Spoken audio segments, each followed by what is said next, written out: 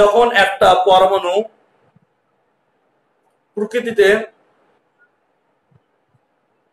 অবস্থান করে তখন তার ইলেকট্রন আর প্রোটন সমান থাকে, তখন বলা হয় পরমাণুটি তড়িৎ নিরপেক্ষ, এর ইলেকট্রন আর প্রোটন সমান আছে। যদি কোনো কারণে ইলেকট্রন বেড়ে যায় বা ইলেকট্রন কমে যায় তখন পরমাণুটি আর তড়িৎ নিরপেক্ষ থাকতে পারে না।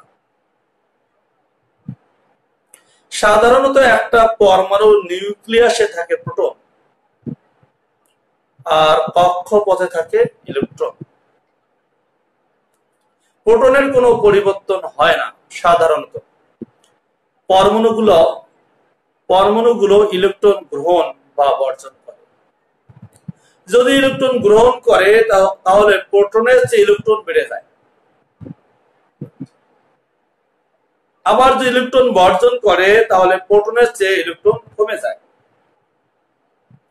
এই ইলেকট্রন গ্রহণ বর্জন করাকেই করলে পরমাণুটা আহিত হয়। এই আহিত হওয়াকেই বলা হয় আধান। যদি ইলেকট্রন গ্রহণ করে প্রোটনের চেয়ে ইলেকট্রন বেশি হয়ে যায় তাহলে সেটা হবে ঋণাত্মক আধান। আর যদি ইলেকট্রন বর্জন করে প্রোটনের চেয়ে ইলেকট্রন কমে যায় তাহলে পরমাণুটা হবে ধনাত্মক আধান। আধান মূলত ইলেকট্রন ও প্রোটনের মৌলিক বৈশিষ্ট্য বা মৌলিক ধর্ম। ইলেকট্রনে আধান, প্রোটনে আধান, কিন্তু দুটাই যদি সমান সমান থাকে তাহলে পরমাণু হয়ে যায় আধান নিরপেক্ষ। আধান দু প্রকার, একটা ধনাত্মক আধান, একটা ঋণাত্মক আধান। ঘর্ষণের মাধ্যমে বস্তুকে আধানগ্রস্ত বা আহিত করা যায়। কাঁচ দণ্ডকে রেশম কাপড় দ্বারা ঘষলে রেশমের ইলেকট্রন আসক্তি বেশি হওয়ায় রেশম কাঁচ দণ্ড থেকে ইলেকট্রন গ্রহণ করে। রেশম ঋণাত্মক আধানে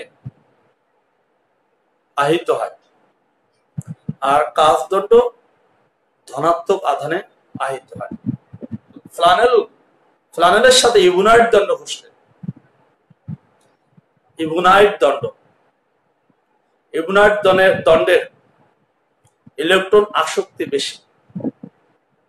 ফ্লানেল কাপড় আর ইবুনাইট দণ্ড ঘষলে ইবুনাইট দণ্ড ঋণাত্মক আধানে আহিত হয় আর ফ্লানেল ধনাত্মক আধানে আহিত হয়।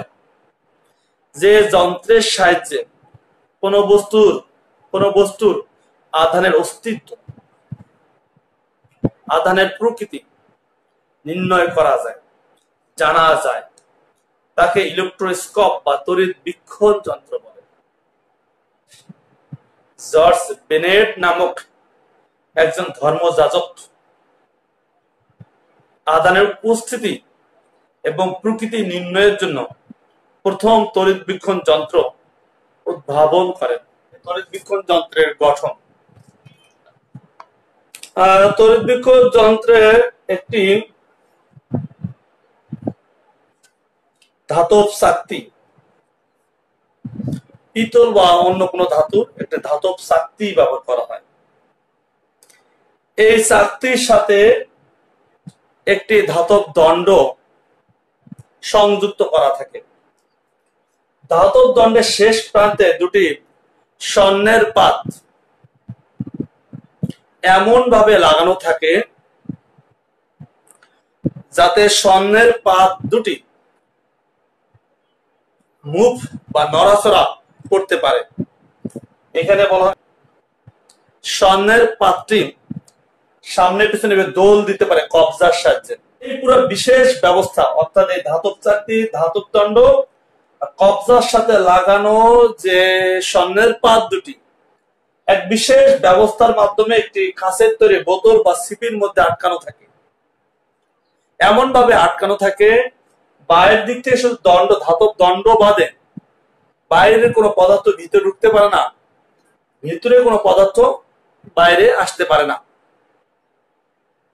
এছাড়া এই বোতলের নিচে একটি ছোট পাত্র থাকে, যে পাত্রের মধ্যে ক্যালসিয়াম ক্লোরাইড, সালফ্রিক অ্যাসিড, পানি বা জলীয় বাষ্প নিরোধক, শোষণকারী বা শোষককারী পদার্থ থাকে।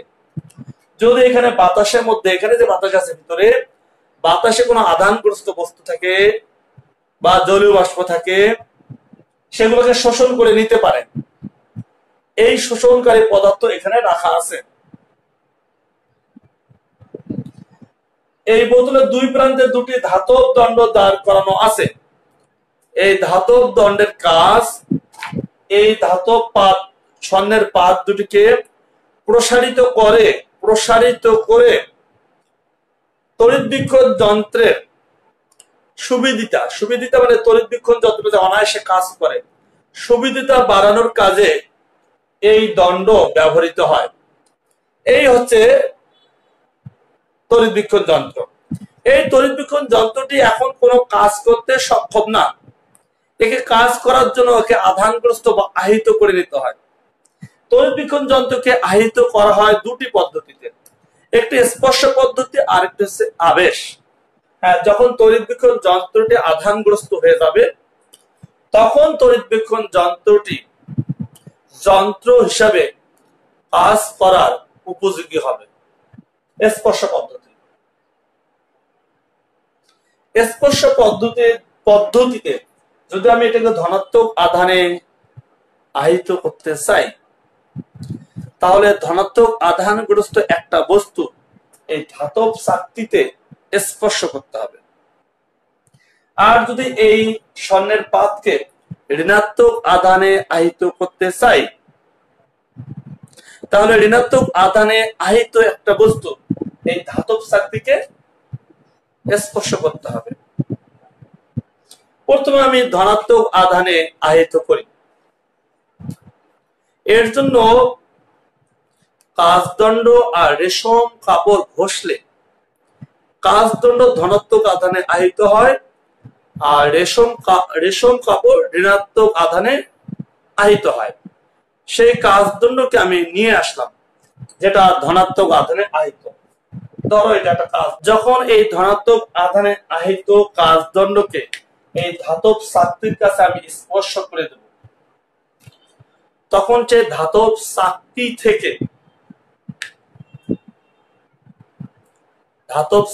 থেকে ইলেকট্রন গ্রহণ করবে। কারণ এটা ধনাত্মক আধানে আহিত আর এটা নিরপেক্ষ, তাহলে এটার মধ্যে বিভব সৃষ্টি হয়েছে। যখন এটার সাথে কানেক্ট করে দিব, তখন এই উচ্চ বিভব সম্বলিত কাচদণ্ড ইলেকট্রন এখান থেকে টানা শুরু করবে।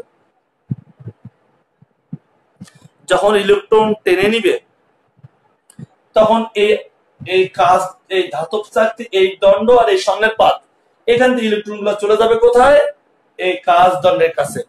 কতক্ষণ ইলেকট্রন যাবে? যতক্ষণ দুইজনকার বিভব সমান হবে না।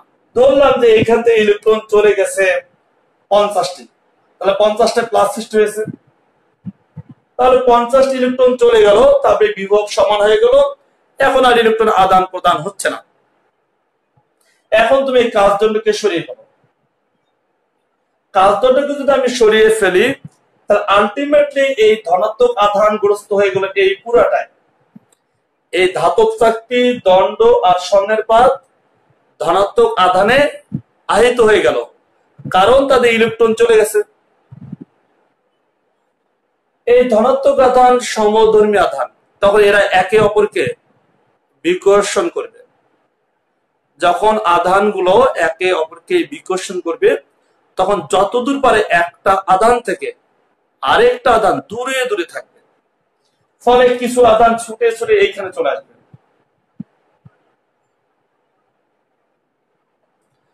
যখন এখানে অনেক আধান চলে আসবে, ধনাত্মক আধান বিকর্ষণ করলে এই স্বর্ণের পাত, একটা স্বর্ণের পাত আরেকটা স্বর্ণের পাতকে করবে বিকর্ষণ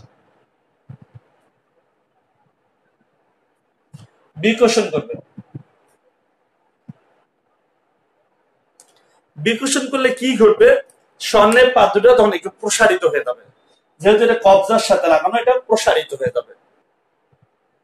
এখন প্রসারিত অবস্থায় আছে। এই ধাতব দণ্ড এখানে দাঁড় করানো আছে না, এটা নিরপেক্ষ দণ্ড। যেহেতু এই পার্টটা ধনাত্মক আধানে আহিত হয়েছে, এটাও ধনাত্মক আধানে আহিত হয়েছে, তাই এই ধাতব পাতটা এই দণ্ডের দিকে যেতে চাবে। কেন? দণ্ড তো ইলেকট্রন আছে, প্রোটনও আছে, ওটা তো নিরপেক্ষ। আর ধাতব পাত, স্বর্ণের পাত, এটা ধনাত্মক আধানগ্রস্ত, এটা বিভব সৃষ্টি করে ফেলছে। যদি ধনাত্মক আধানগ্রস্ত হয়, সেই ইলেকট্রন নেওয়ার চেষ্টা করবে না, তখন আরো বেশি প্রসারিত হবে। কার টানে? এই দণ্ডের টানে। দণ্ডের কাছে ইলেকট্রন আছে, আরো বেশি প্রসারিত হবে। তার মানে এই স্বর্ণের পাত দুইটার প্রসারণ ক্ষমতা বাড়ানোর জন্য পাশের দুটি ধাতব পাত রাখা হয়েছে।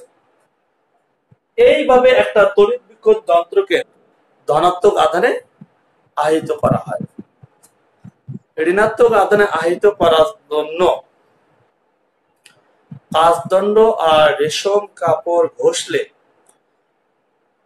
রেশম কাপড় হবে ঋণাত্মক আধানে আহিত, আর কাচদণ্ড হবে ধনাত্মক আধানে আহিত। সেই রেশম কাপড় যে ঋণাত্মক আধানে আহিত হলো, সেই রেশম কাপড়কে আমরা নিয়ে আসবো, সেটা ঋণাত্মক আধানে আহিত। ধরে নিলাম এটা রেশম কাপড়, রেশম কাপড় দিয়ে বোনানো আছে, এটা ঋণাত্মক আধানে আহিত।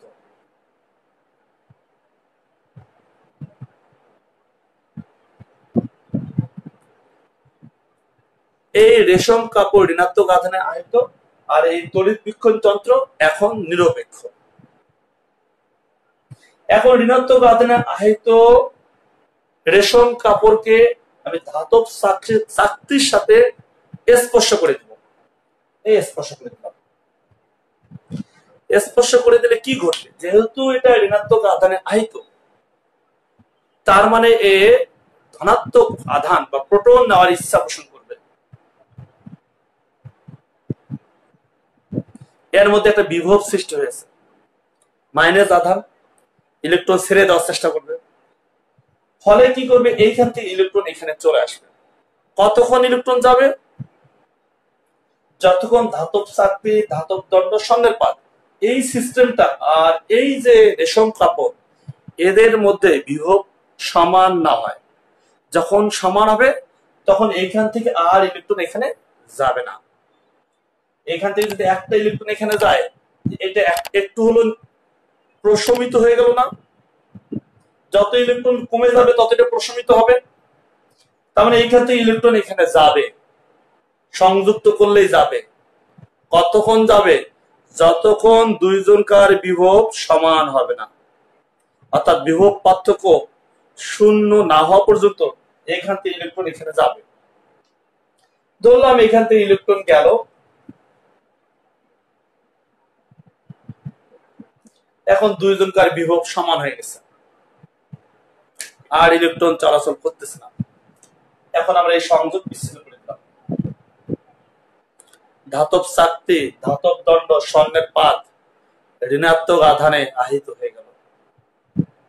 ঋণাত্মক আধান সমধর্মী আধান একে অপরকে বিকর্ষণ করবে, ফলে ঋণাত্মক আধান চলে আসবে এই ধাতব চাকতিতে, এই ধাতব স্বর্ণের পাতে চলে আসবে। স্বর্ণের পাতে যখন ঋণাত্মক আধান গুলো চলে আসবে, তখন ঋণাত্মক আধান যে বিকর্ষণ করবে, সেই বিকর্ষণটা এখানে যখন কাজ করবে, তখন স্বর্ণের পাত দুটা প্রসারিত হয়ে যাবে, বিকর্ষণে প্রসারিত হয়ে যাবে। প্রসারণ ক্ষমতাকে আরো একটু বাড়িয়ে দিবে এই ধাতব দণ্ড। এটা তো আমরা আগেই বলছিলাম, ধাতব দণ্ড প্রসারণ ক্ষমতাকে আরো একটু বাড়িয়ে দিবে। যখন এটা প্রসারিত হয়ে গেল, তখন তুমি ধরে নিলা এটা আধানগ্রস্ত হয়ে গেছে। কোন আধানে? ঋণাত্মক আধানে আধানগ্রস্ত হয়ে গেছে। এইভাবে স্পর্শ পদ্ধতিতে স্বর্ণপাত তড়িৎ বীক্ষণ যন্ত্রকে ধনাত্মক বা ঋণাত্মক আধানে আহিত করা হয়। আবেশের সংজ্ঞায় বলা হয়েছে একটা অনাহিত বস্তুকে আহিত বস্তুর কাছে এনে স্পর্শ ছাড়াই অনাহিত বস্তুকে আহিত করার পদ্ধতিকেই বলা হয় তড়িৎ আবেশ। এটা অনাহিত বস্তু বা নিরপেক্ষ বস্তু। পাশে একটা বস্তু আছে,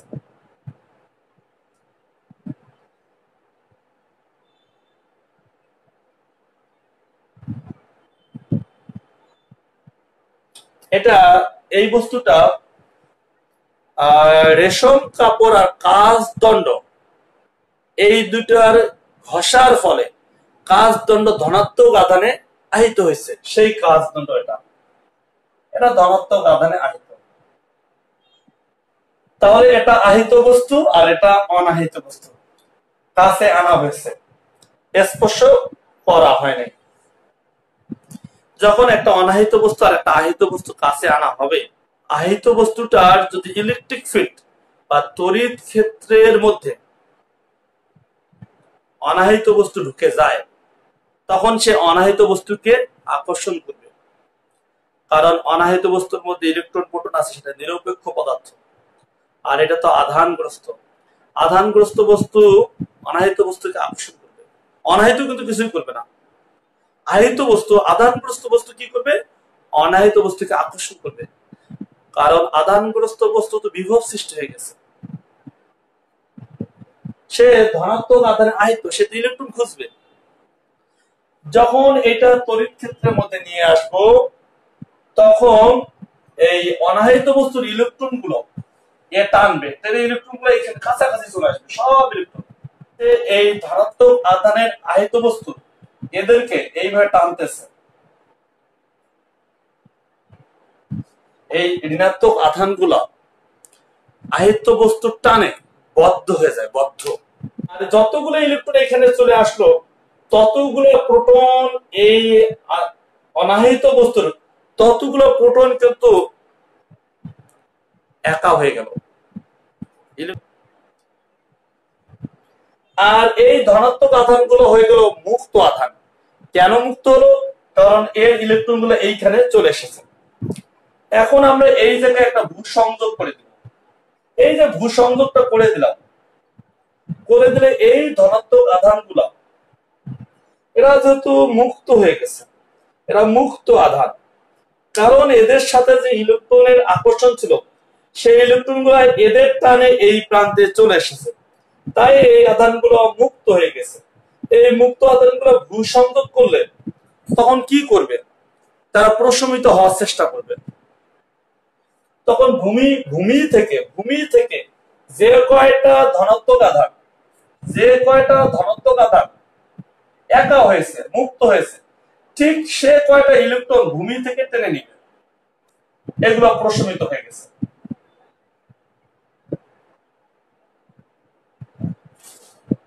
এই ঋণাত্মক আধানগুলো এটা বদ্ধ আধান, এদের টানে এখনো বদ্ধ আছে। এখন ভূসংযোগ বিচ্ছিন্ন করে দিতে হবে। ভূসংযোগ বিচ্ছিন্ন করার পর এই যে আধানগ্রস্ত বস্তু, এই আধানগ্রস্ত বস্তুকে সরিয়ে নিতে হবে। সরিয়ে নিলে এখন এই বস্তুটার দিকে তুমি তাকাও, এই বস্তুটা হয়ে গেল ঋণাত্মক আধানে আহিত। এখন আমি যদি আবেশ প্রক্রিয়ার সাহায্যে ঋণাত্মক আধান করেছি, আমি যে ধনাত্মক আধান করতে চাই, ধনাত্মক আধানে আহিত করতে হলে ঋণাত্মক আধানে আহিত একটা বস্তু নিতে হবে। এই ধরো এটা ঋণাত্মক আধানে আহিত, এটাকে আমি রেশম কাপড় আর কাঁচ দণ্ড ঘষলে রেশম কাপড় ঋণাত্মক আধানে আহিত হয়। সেই রেশম কাপড় ধরে নাও, এটা রেশম কাপড়ে কাঁচানো একটা দণ্ড, এই নিচে যে হাতলটা আছে না, এটা কিন্তু তড়িৎ অপরিবাহী, এই দিক দিয়ে ইলেকট্রিসিটি যায় না। বুঝা গেছে? তাহলে এটা ঋণাত্মক আধানে আহিত বস্তু, এটা নিরপেক্ষ বস্তু, অনাহিত বস্তু। অনাহিত বস্তুকে এই ঋণাত্মক আধানে আহিত বস্তুর তড়িৎ ক্ষেত্রের মধ্যে নিয়ে আসা হয়েছে। নিয়ে আসলে কি করবে? এই ঋণাত্মক আধানে আহিত বস্তু এই প্রোটনকে টানবে। যেহেতু ঋণাত্মক, তাহলে প্রোটনকে টানবে, তখন এইখানকার প্রোটন গুলো সব এদিকে চলে আসবে।